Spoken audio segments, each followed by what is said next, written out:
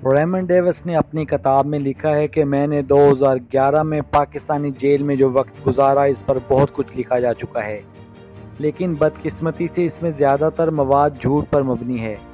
یہ کتاب میرے ذاتی خیالات پر مبنی ہے اور اس کا تعلق اسٹیٹ ڈپارٹمنٹ یا کسی بھی ملٹری اور نجی ادارے سے نہیں ہے۔ ہمارا ٹیم لیڈر ایک سابق نیوی سیلر تھا۔ اس نے مجھے بتایا کہ ہمارے پاس اس وقت صرف ایک ہی گاڑی SUV کھڑی ہے، کیا تمہیں اس کی ضرورت ہے یا پھر اس میں دفتر چلا جاؤں؟ ہمارا دفتر پاکستان کے شہر لاہور میں امریکن قونصلیٹ جنرل تھا۔ نجی ملٹری کنٹریکٹر کے طور پر ہماری ذمہ داری بیرون ملک کام کرنے والے امریکیوں کی حفاظت کرنا تھا۔ یہ بہت اہم نوعیت کی ذمہ داری تھی۔ جنوبی ایشیا کے ان ممالک میں انتہائی خراب سڑکیں ہیں، جبکہ ہم سفر کے لیے SUV گاڑی پسند کرتے تھے۔ لاہور میں ہمارے پاس نسبتاً چھوٹی SUV تھی۔ میرا ٹیم لیڈر اس کے بارے میں پوچھ رہا تھا۔ میں نے ہمیشہ ٹیم ورکر کے طور پر اپنی ذمہ داری ادا کی، لہٰذا اس وقت میں نے ٹیم رکن کے طور پر اسے کہا کہ مجھے کوئی مسئلہ نہیں ہے، وہ SUV لے جائے، میں آج سفید سیڈان میں چلا جاؤں گا۔ میرا ارادہ لاہور کی سڑکوں پر گھومنے کا تھا۔ گزشتہ 2 برس کے دوران میں 9ویں بار پاکستان آیا تھا۔ اس میں سے آدھا وقت میں نے پاکستان کے اہم شہر پشاور میں گزارا، جو کہ افغانستان کی سرحد کے قریب ہے، جبکہ باقی آدھا وقت صوبہ پنجاب کے دارالحکومت لاہور میں رہا تھا، جو کہ ملک کا دوسرا بڑا شہر ہے۔ 1 کروڑ آبادی کا حامل یہ شہر لاتعداد جامعات، بازار، مساجد، تاریخی عمارتوں اور ریسٹورنٹس کی وجہ سے مشہور ہے۔ لاہور اپنی قدیم روایات اور تاریخ کی وجہ سے بھی انتہائی اہم شہر ہے۔ دہشت گردی کی جنگ میں فرنٹ لائن کی حیثیت بھی رکھتا تھا۔ میرا کام یہاں موجود غیر ملکیوں کی حفاظت تھی اور یہی وجہ تھی کہ مجھے یہ کام پسند تھا۔ بہت سے لوگ جن کی حفاظت میرے ذمہ تھی وہ بہت زیادہ ذہین نہیں تھے، لیکن اپنے کام میں ماہر تھے۔ وہ متوقع خطرات کو بھانپنے کی صلاحیت سے عاری تھے۔ وہ غلط مواقع پر غلط جگہ پر گھومنے چلے جاتے تھے، اور وہ لوگ واشنگٹن DC کے دفاتر جیسے عمدہ ماحول کے عادی تھے، لیکن انہیں ایسے ممالک میں جانا پڑتا تھا جہاں امریکہ کی مخالفت انتہا پر تھی اور شدت پسندی گروپ موجود تھے، اور میری موجودگی اس بات کو یقینی بنانا تھا کہ وہ وہاں کوئی احمقانہ حرکت نہ کریں جس سے انہیں نقصان پہنچے اور بحفاظت واپس اپنے گھر لوٹ سکیں۔ ایک سیکیورٹی کنٹریکٹر کے طور پر میں نے متعدد سفارتکاروں کے ہمراہ افغانستان اور پاکستان میں فرائض سر انجام دیے ہیں۔ اس روز میں سفید کار میں لاہور کے اپر مال میں اس احاطے سے باہر آیا جہاں میری ٹیم ٹھہری ہوئی تھی۔ اس وقت میں صرف اپنے مشن کے بارے میں سوچ رہا تھا۔ میں چاہتا تھا کہ اس روٹ کا جائزہ لے لوں جہاں 3 دن بعد میں نے کسی کو لے کر جانا تھا۔ میرا مقصد اس راستے میں آنے والے ممکنہ خطرات، مقامات کی نشاندہی کرنا تھا تاکہ عین وقت پر کسی قسم کی بدمزگی نہ ہو۔ یاد رہے کہ پاکستان ان ممالک میں شامل ہے جہاں شدت پسندوں کی نرسیاں قائم ہیں۔ آپ کو یہاں ہر لمحہ چوکس رہنا پڑتا ہے۔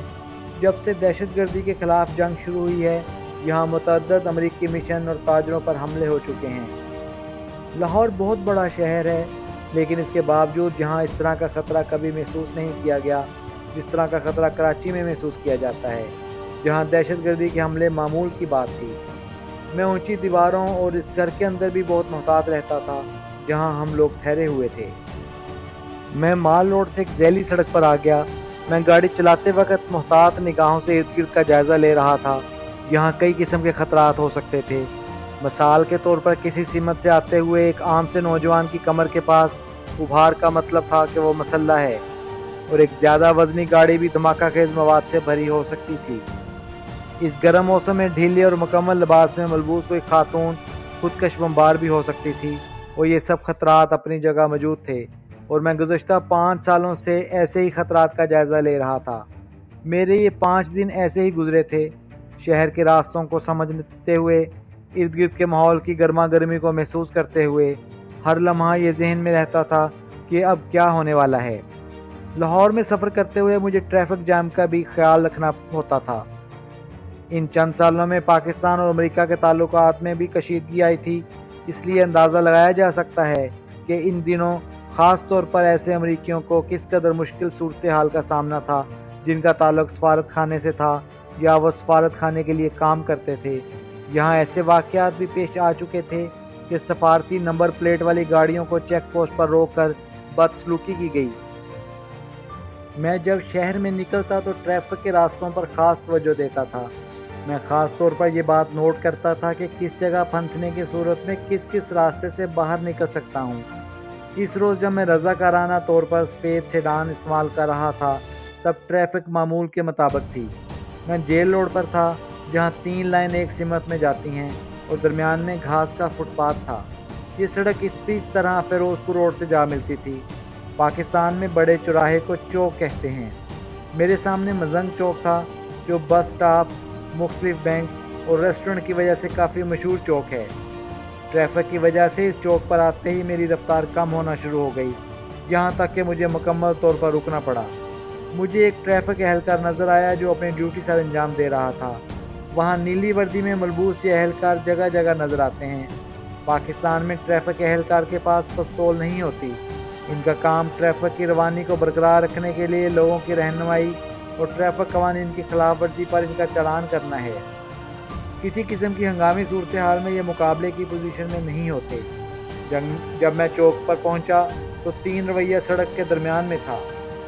मुझसे आगे लगभग 10 कारें थी। मेरे दाएं बाएं दोनों जानब की लाइनें गाड़ियों से भर गई थीं और इन कारों के दरमियान की जगह मोटरसाइकिलों, साइकिलों और रिक्शों से भरी हुई थीं। बज़ाहिर सब कुछ ठीक लग रहा था और सूरत हाल से मुकम्मल तौर पर मुतमिन था। मुझे यहाँ रुके 2 मिनट हुए होंगे जब स्याह रंग की एक मोटरसाइकिल मेरे सामने आकर रुकी। इस पर 2 नौजवान सवार थे। मोटरसाइकिल के ड्राइवर ने हेलमेट पहना हुआ था। इसके बारे में बाद में मालूम हुआ कि इसका नाम फैज़ान हैदर था। इसके पीछे सवार दूसरे नौजवान का नाम मोहम्मद फ़हीम था जो ड्राइवर के ऐन पीछे बैठा हुआ था, लेकिन इसके जिस्म का रुख मेरी जानिब था। मुझे इसके हाथ में वाज़े तौर पर पिस्तौल नज़र आ रहा था। आम तौर पर पाकिस्तानी शहरी अपने पास हथियार रखते हैं, लेकिन इसका ये मतलब नहीं होता कि इन्हें किसी से ख़तरा हो या वो किसी के लिए ख़तरे का बायस बने। इसके बावजूद अगर कोई मसरूफ़ शाहराह पर आप पर पिस्तौल ताने खड़ा हो तो फिर ऐसी तमाम तवक्कुआत ख़त्म हो जाती हैं और वो शख्स आपके लिए संगीन ख़तरा बन जाता है। आम तौर पर ऐसी सूरत हाल में जब लोगों को मौत सामने नज़र आती है तो उनका जहन काम करना छोड़ देता है और वो बदहवास हो जाते हैं। इस तरह वो मज़ीद ख़तरे में घिर जाते हैं। ऐसी सूरत में अगर इन्हें भागने का मौका मिले तो वो फ़ौरन भागने की कोशिश करते हैं।